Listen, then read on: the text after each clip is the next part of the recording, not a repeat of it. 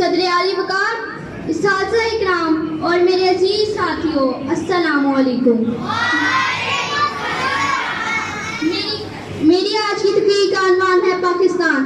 पाकिस्तान मेरा वतन, फूलों से लदा ऐसा चमन, जिसकी वादियाँ जन्नत नज़ीर, जिसकी चोटियाँ न काबिल तस्कीर, जिसके मौसम जुदा जुदा, जिसकी फसलें खुदा की अता।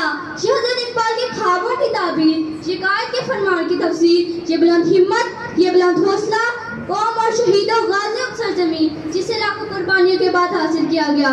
न जाने किन दुश्मनों की बुरी नजर लगी है इसे, न दोस्त दुश्मनों के हाथ मजबूत करने लगे हैं। दुश्मनों के सितम का खौफ नहीं, दुश्मनों के सितम का खौफ नहीं, दोस्तों की वफा से डरते हैं। जनाबे वाला दहशतगर्दी का जिन बोतल में बंद हुआ तो उस महंगाई का जिन बोतल से बाहर निकल आया है।